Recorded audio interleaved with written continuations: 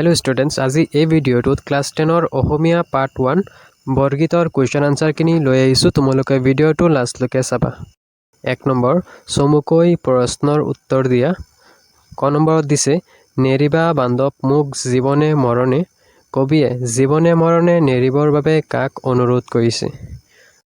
উত্তৰ কবিয়ে ভগৱানক জীৱনে মৰণে নেৰিবৰ কাৰণে অনুৰোধ কৰিছে। নেক্সট কুৱেশ্যন হনক সনন্দ যোগী যাহাকো দিয়াই হনক সনন্দ আদি যোগীসকলে কাক ধ্যান কৰে বুলি কৈছে? ইয়াৰ উত্তৰ লিখিবা হনক সনন্দ আদি যোগীসকলে হৰি অৰ্থাৎ ভগৱান শ্ৰীকৃষ্ণক ধ্যান কৰে বুলি কৈছে। নেক্সট কুৱেশ্যন কবি কিহত আতুৰ হোৱা বুলি কৈছে? উত্তৰ কবি সাংসাৰিক দুখ বিষয় বাসনাত আতুৰ হোৱা বুলি কৈছে। নেক্সট কুৱেশ্যন বৰগীতটি কোনে ৰচনা কৰা? উত্তৰ বৰগীতটি মহাপুৰুষ শ্ৰী শ্ৰী মাধৱদেৱে ৰচনা কৰা। নেক্সট কুৱেশ্যন বৰগীতটি কি ৰাগত বন্ধা আছে? উত্তৰ বৰগীতটি বসন্ত ৰাগত বন্ধা আছে। নেক্সট কুৱেশ্যন কবিয়ে বান্ধৱ বুলি কাক সম্বোধন কৰিছে? উত্তৰ কবিয়ে হৰিক বান্ধৱ বুলি সম্বোধন কৰিছে। নেক্সট কুৱেশ্যন মোহ পাহ মানে কি? উত্তৰ মোহ পাহ মানে হ'ল মায়াৰ বান্ধোন। 2 নম্বৰ প্ৰশ্নটো হৈছে বৰগীতটিৰ মূলভাৱ লিখা। ইয়াৰ উত্তৰ লিখিবা শ্ৰী শ্ৰী মাধৱদেৱৰ ৰচিত ৰাগ বসন্তত বন্ধ বৰগীতটি এটি ভক্তি ৰসাত্মক কবিতা। মাধৱদেৱৰ বৰগীতটিৰ মাজেৰে দাস্য ভক্তিৰ ভাৱ সুন্দৰকৈ প্ৰকাশ পাইছে। ইয়াৰ পৰা তোমালোকৰ কুৱেশ্যন আহিব পাৰে বহুতো। এনে এটা কুৱেশ্যন আহিব পাৰে যে মাধৱদেৱৰ বৰগীতটোৰ মাজেৰে কি ভক্তিৰ ভাৱ প্ৰকাশ পাইছে? ইয়াৰ উত্তৰটো লিখিবা মাধৱদেৱৰ বৰগীতটিৰ মাজেৰে দাস্য ভক্তিৰ ভাৱ সুন্দৰকৈ প্ৰকাশ পাইছে। ইয়াৰ পিছত শ্ৰীকৃষ্ণই হ'ল পৰম পুৰুষ ভগৱান। তেওঁৰ লীলাৰ ৰহস্য বুজি পোৱাটো বৰ টান। হনক সনন্দ যোগীসকলেও কৃষ্ণক পাবলৈ হাজাৰ বছৰ তপস্যা কৰিবলগীয়া হৈছিল। তেনেস্থলত সাধাৰণ মানুহে কৃষ্ণৰ দৰ্শন লাভ কৰাটো সহজ নহয়। আনকি নিগম শাস্ত্ৰতো কৃষ্ণৰ বিষয়ে কোনো কথা উল্লেখ নাই। হেজাৰমুখী কালী নাগেও কৃষ্ণৰ মহিমাৰ সীমাৰ অন্ত পেলাব নোৱাৰিলে। গতিকে কবিয়ে নিজকে অদম বুলি কৈছে যে তেওঁ কেনেকৈ বুজিব কৃষ্ণৰ মহিমা? শ্ৰীকৃষ্ণই হৈছে প্ৰকৃত বান্ধৱ। তেওঁৰ চৰণত সেৱা কৰি থাকিব পাৰিলে কবিক আৰু একো নালাগে। যিসকলে সংসাৰৰ বিষয় বাসনাত মজি আছে তেওঁ কৃষ্ণৰ দৰ্শন লাভ কৰিব নোৱাৰে। সেয়েহে কবিয়ে মায়াৰ বন্ধনৰ পৰা ৰক্ষা পাবলৈ কৃষ্ণৰ চৰণত দাস হিচাপে সমৰ্পণ কৰিছে। 3 নম্বৰ প্ৰশ্নটো দিছে বৰগীতটিৰ ৰচকৰ চমু পৰিচয় দিয়া। উত্তৰ বৰগীতটোৰ ৰচক হ'ল শ্ৰীমন্ত শংকৰদেৱৰ প্ৰিয়তম শিষ্য মহাপুৰুষ শ্ৰী শ্ৰী মাধৱদেৱ। কবি মাধৱদেৱৰ জন্ম হৈছিল লখিমপুৰ জিলাৰ নাৰায়ণপুৰৰ লেটেকু পুখুৰীত 1489 চনত। তেওঁৰ পিতৃ আছিল গোবিন্দগিৰি ভূঞা আৰু মাতৃৰ নাম আছিল মনোৰমা। শংকৰদেৱৰ প্ৰিয় শিষ্য মাধৱদেৱে গুৰুৰ পদাঙ্ককে অনুসৰণ কৰি বাৰাদি গণককুছি সুন্দৰী দিয়া বেলাডাংগা আদিত ধৰ্ম প্ৰচাৰ কৰিছিল। ধৰ্ম প্ৰচাৰৰ লগতে সাহিত্য সংস্কৃতিৰো পূজাৰী এই জনা মহান গুৰুৰ সাহিত্যিক জীৱনৰ কীৰ্তিস্তম্ভ নামগুহা। 1000টা গুহা থকা বাবে এইখনক হেজাৰী গুহা বুলিও কোৱা হয়। ইয়াৰ পিছত লিখিবা তেওঁৰ আন ৰচনাসমূহ হ'ল আখ্যানমূলক ৰচনা ৰাজসিক কাব্য আদিকাণ্ড ৰামায়ণ, তত্ত্বমূলক ৰচনা জন্ম ৰহস্য ভক্তি ৰত্নাৱলী নাম মালিকা নাট অৰ্জুন বঞ্চন বা দধি মথন চুমুৰা চুৰদৰা পিম্পুৰা গছোৱা বমি লেটুৱা ভোজন বিহাৰ। ইয়াৰ পৰা তোমালোকৰ বহুকেইটা কুৱেশ্যন আহিব পাৰে যে নামগুহাৰ আন এটা নাম কি? তোমালোকে লিখিবা নামগুহাৰ আন এটা নাম হৈছে হেজাৰী গুহা। বা এনেকুৱা ধৰণৰ কুৱেশ্যন আহিব পাৰে যে মাধৱদেৱৰ ৰচিত আখ্যানমূলক ৰচনা কি কি, তত্ত্বমূলক ৰচনা নাট বা মাধৱদেৱৰ ৰচিত ঝুমুৰাসমূহৰ নাম লিখা। ইয়াৰ পৰা বহুকেইটা কুৱেশ্যন আহিব পাৰে তোমালোকৰ। শ্বৰ্ট কুৱেশ্যন বহুকেইটা আহিব। সেইকাৰণে তোমালোকে এইখিনি কবিৰ যিটো পৰিচয় গোটেইখিনি তোমালোকে ধুনীয়াকৈ পঢ়ি থবা। ইয়াৰ পৰা শ্বৰ্ট কুৱেশ্যন বহুকেইটা আহিব।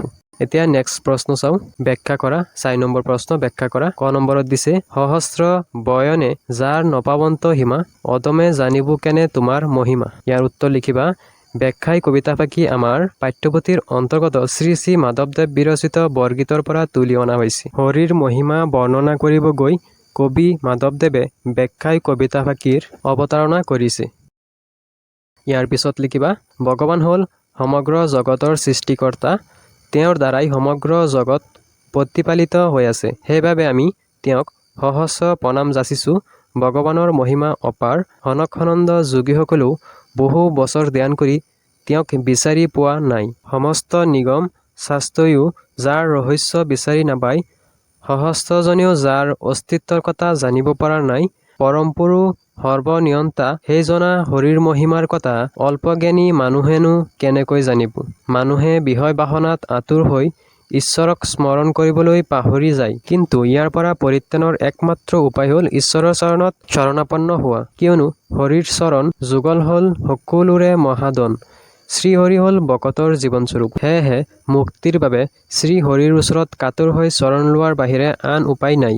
সেয়ে এজনা পৰমপুৰু হৰিৰ ওচৰত নিজকে দাসৰো দাস হিচাপে তুচ্ছভাৱে ঈশ্বৰৰ চৰণত সমৰ্পণ কৰিবলৈ কবিয়ে উপদেশ দিছে। নেক্সট কুৱেশ্যন, আতুৰ বৈলোহু হৰি বিষয় বিকলে, কৰিও উদ্ধাৰ মোক চৰণ কমলে। ইয়াৰ উত্তৰ লিখিবা। ব্যাখ্যাই কবিতা ফাঁকি আমাৰ পাঠ্যপুথিৰ অন্তৰ্গত শ্ৰী শ্ৰী মাধৱদেৱ বিৰচিত বৰগীতৰ পৰা তুলি অনা হৈছে। ইয়াৰ পিছত লিখিবা, সংসাৰৰ মায়াপাশৰ পৰা মুক্তিৰ পথ দেখুৱাবলৈ হৰিক প্ৰাৰ্থনা জনাই কবিয়ে ব্যাখ্যাই কবিতা ফাঁকিৰ অৱতাৰণা কৰিছে। নেক্সট লিখিবা, কবিৰ মতে এই সংসাৰখন মায়াজালেৰে ভৰা। এই সংসাৰৰ মায়ামোহত আবদ্ধ হৈ সকলোৱে ভগৱানৰ কথা পাহৰি যায়, তেওঁক স্মৰণ নকৰে, শ্ৰীকৃষ্ণৰ মহিমাৰ কথা বুজি নাপায়। তেওঁৱেই যে আমাৰ মুক্তিৰ পথ মুকলি কৰি দিব পাৰে, এই কথাৰ পৰা সম্পূৰ্ণ অজ্ঞাত। কিন্তু কবিয়ে এই কথা বুজিব পাৰি ভগৱান শ্ৰীকৃষ্ণৰ চৰণ কমলত হাতজোৰ কৰি প্ৰাৰ্থনা কৰিছে যে, হে প্ৰভু, দয়া কৰি আমাক এই মায়ামোহৰ পৰা পৰিত্ৰাণ দিয়া, আমাক উদ্ধাৰ কৰা, মুক্তি দিয়া। ইমানখিনি লিখিলে তোমালোকৰ আনচাৰটো হৈ যাব। নেক্সট কুৱেশ্যন, তোমাৰ চৰণ দুই মোৰ মহাধন, ভকতজনেৰ নিজ তুমিহে জীৱন। উত্তৰ লিখিবা। ব্যাখ্যাই কবিতা ফাঁকি আমাৰ পাঠ্যপুথিৰ অন্তৰ্গত শ্ৰী শ্ৰী মাধৱদেৱ বিৰচিত বৰগীতৰ পৰা তুলি অনা হৈছে। নেক্সট লিখিবা, ভকতৰ বাবে ভগৱানৰ দুই চৰণেই মহাধন আৰু ভগৱানেই নিজ ভকতৰ বাবে জীৱনস্বৰূপ বুলি মহাপুৰুষজনাই পথ ফাঁকি অৱতাৰণা কৰিছে। ইয়াৰ পিছত লিখিবা, কবিৰ মতে সংসাৰৰ মায়ামোহৰ পৰা মুক্ত হ'বলৈ হ'লে ভগৱানৰ চৰণত শৰণ লোৱাৰ বাহিৰে অন্য কোনো উপায় নাই। সৰ্বব্যাপ্ত নিৰাকাৰ ভগৱানেই হৈছে জগতৰ সৃষ্টিকৰ্তা, পালনকৰ্তা। তেওঁ সকলোৰে ঊৰ্ধ্বত, গতিকে তেওঁৰ চৰণত শৰণ লাভ কৰা মানে জগতৰ মূল্যৱান সম্পদ লাভ কৰাৰ সমান। মহাপুৰুষজনাৰো এয়া জীৱনৰ একান্ত আকাংক্ষিক মহাধন, কাৰণ তেওঁ হ'ল ভগৱানৰ একান্ত ভক্ত। ভক্তৰ কাৰণে ভগৱানেই পৰম আশ্ৰয়। সেয়েহে ভক্তৰ জীৱন ভগৱানতেই সদায় সমৰ্পিত। হৰিচৰণেই হৈছে প্ৰকৃত ভকতৰ মহাধন আৰু হৰিয়ে ভকতৰ জীৱনৰ সৰ্বস্ব। ব্যাখ্যাই কবিতা ফাঁকিৰ দ্বাৰা কবিয়ে এনে ভাৱকে সামৰিছে। ইয়াৰ পিছৰ 5 নম্বৰ প্ৰশ্নটোত দিছে, সনক সনন্দ যোগী যাহাকো দিয়াই, সকল নিগমে যাক বিচাৰি নাপায়। তাৎপৰ্য বিচাৰ কৰা, মানে ব্যাখ্যা কৰিব লাগে। ইয়াৰ উত্তৰ লিখিবা। আগম আৰু নিগম আদি শাস্ত্ৰত ভগৱানৰ বিভিন্ন মহিমাৰ বিষয়ে বৰ্ণনা কৰা হৈছে, কিন্তু এই শাস্ত্ৰত দাঙি ধৰা বৰ্ণনাসমূহ অধ্যয়ন কৰিয়েই ভগৱানৰ প্ৰকৃত স্বৰূপ উপলব্ধি কৰাটো সম্ভৱ নহয়। ভগৱানৰ প্ৰকৃত স্বৰূপ উপলব্ধি কৰিবলৈ হ'লে একান্তমনে ভগৱানক ভক্তি কৰাৰ প্ৰয়োজন।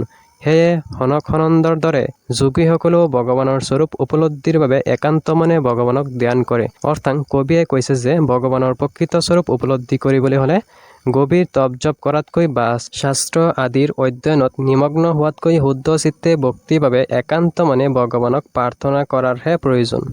নেক্সট কুৱেশ্যন, বৰগীতৰ 4টা লক্ষণৰ বিষয়ে লিখা। উত্তৰ লিখিবা। বৰগীতৰ 4টা লক্ষণ হ'ল: 1 নম্বৰ, বৰগীতসমূহ শাস্ত্ৰীয় ৰাগ তালযুক্ত গীত। 2 নম্বৰ, বৰগীতৰ ভাষা ব্ৰজাৱলী। 3 নম্বৰ, বৰগীতসমূহ হ'ল ভক্তিমূলক তথা ঈশ্বৰৰ মাহাত্ম্য প্ৰকাশক। 4 নম্বৰ, বৰগীতসমূহ 14 প্ৰসংগৰ অন্তৰ্গত। নেক্সট কুৱেশ্যন, ভাষা বিষয়ক। 1 নম্বৰ, তলত দিয়া শব্দকেইটাৰ আধুনিক ৰূপ লিখা। নপাবন্ত কেনে বৈলোহা তুমিহে জনেৰ কহয়। উত্তৰ লিখিবা।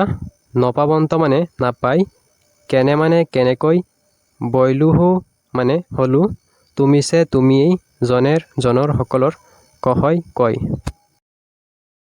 2 নম্বৰ প্ৰশ্ন, ব্ৰজাৱলী ভাষাৰ বৈশিষ্ট্যসমূহ উল্লেখ কৰা।